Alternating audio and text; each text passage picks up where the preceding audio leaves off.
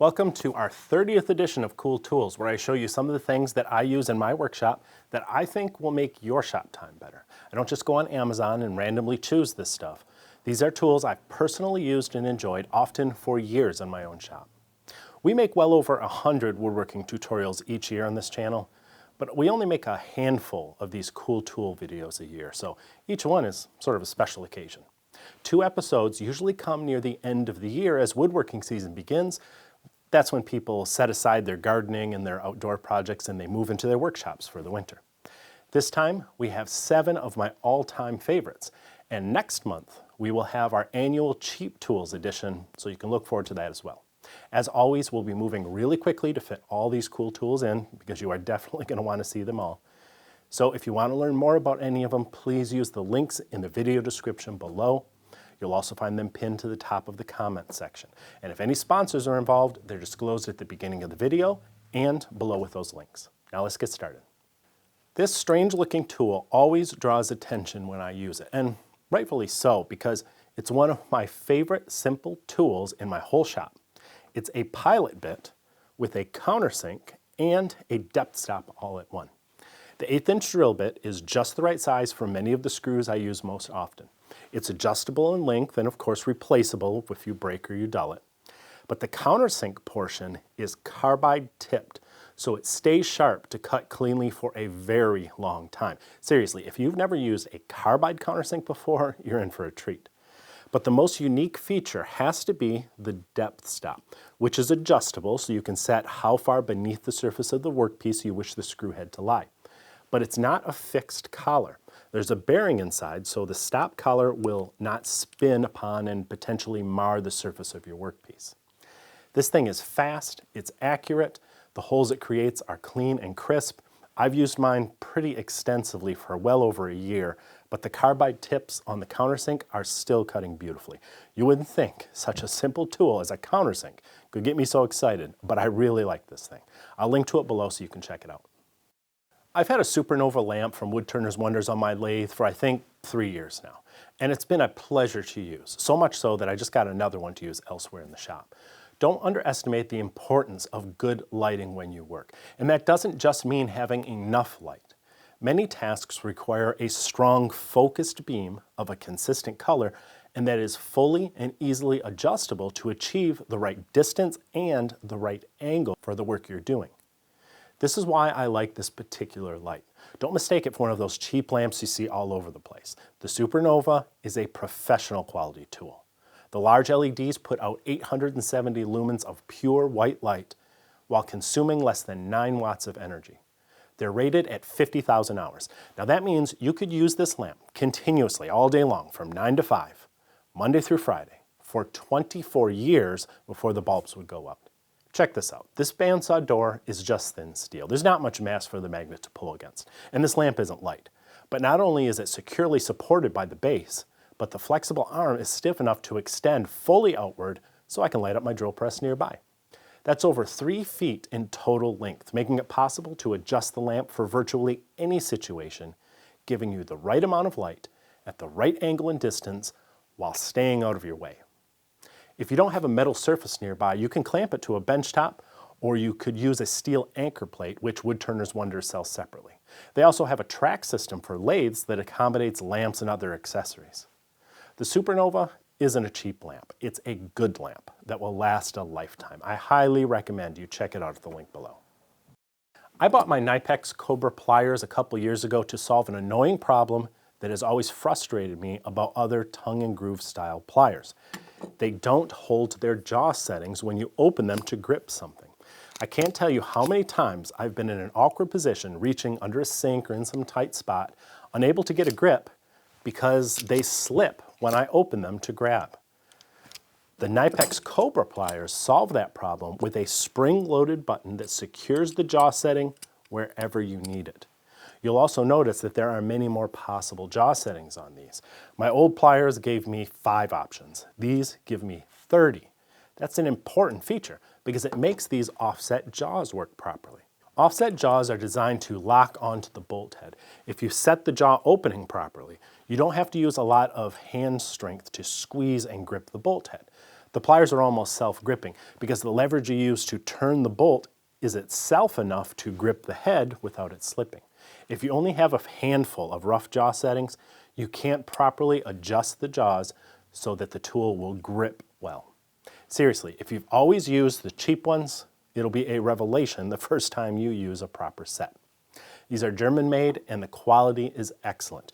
You're not going to break them even if you abuse them. What more can I say? It's just a cool tool. I'll link to them below. 3M says their Cubitron II Sandpaper is a revolutionary advancement in abrasive technology. And after using these discs for a while, I kind of agree. What makes Cubitron paper different is the grit is made up of ceramic pyramids, which slice the fibers of the wood rather than plowing troughs through them like the grain of the tiny rocks that are found on other sandpaper. The result is an abrasive that works faster and stays cooler, so it lasts longer, significantly longer, like 5 or 6 times longer than the cheap stuff, and about twice as long as even other premium sandpapers.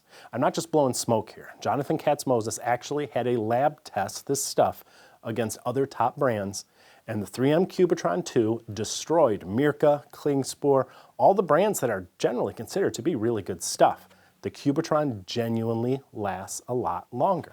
In fact, the only sandpaper that I've ever used that beats the 3M Cubitron II stuff is the 3M Cubitron II Extract Mesh Paper, which is made from the same proprietary ceramic pyramids, but somehow they figured out a way to apply it to a mesh in a unique pattern that somehow makes it last even longer. I assume it must keep it cooler, perhaps it optimizes the way it cuts. I honestly don't understand how it works. It just works better than any other sandpaper I've used.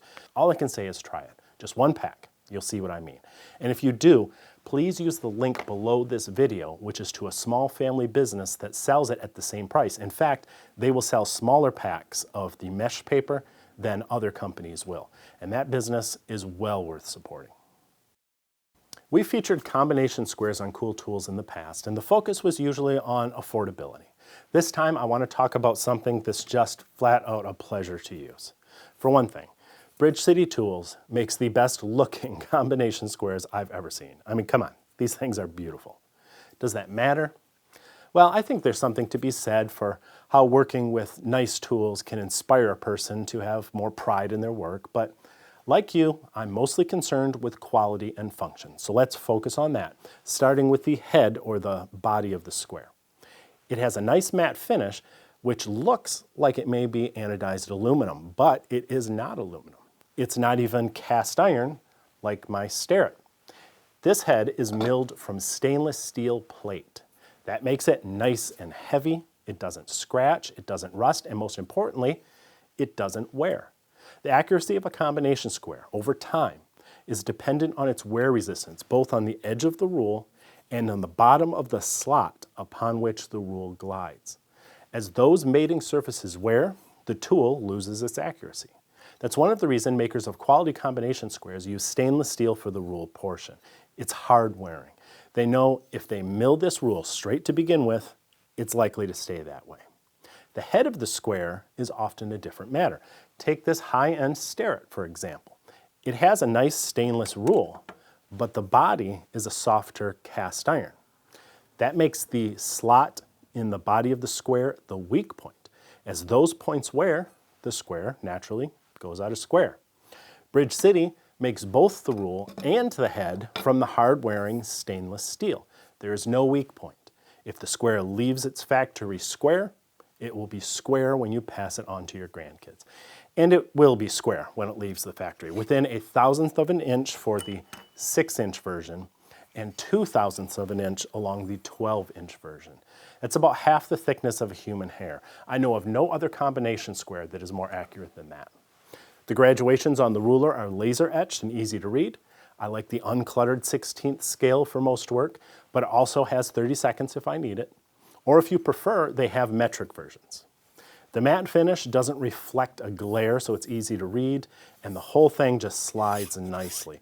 In fact, I love this locking wheel. It's comfortable, it works without fumbling for it, and it never jams like so many other squares do. This is a luxury tool. I get it's not for everyone, But if you want to just drool a little bit, head over to Bridge City at the link below this video and check them out. This next tool is so simple, yet I wouldn't want to be without it. It is the RB180 rotating base that has been under my Tormek for years.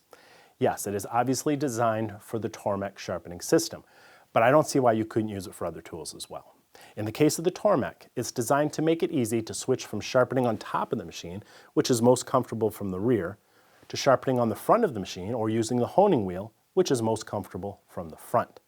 There's a locking tab that secures it in either position, and it works smoothly despite supporting that 40-pound machine for the better part of a decade. The RB180 works with all Tormek models, large, small, old, and new, and I'll bet you can find a lot of other tools in your shop that may benefit from a base like that as well. I'll link to it below. The last cool tool is something I recently started using because I was tired of my sharpening stones slipping around. It's an adjustable holder that accommodates any type of stone that's anywhere from 5.5 to 9 inches long. The rubber body grips both the stone and the surface beneath, and it's easy to swap between stones without any fuss. It's simple, it does the job well, and it's cheap. What could be cooler than that? I'll link to it below this video. That's it for this edition of Cool Tools. Don't forget to use the links below. They help us out a little bit. And keep an eye out for our special Cheap Tools edition in about a month and all the hundreds of woodworking tutorials that we have on our channel. See you next time. Power carving is a blast. You should try it sometime. Grab some scrap wood and some carbide burrs from Sabertooth power carving tools and just give it a go. You may be surprised what you're capable of, like this folk art eagle I made from 2x6s. Check out what Sabertooth has to offer at the link below this video.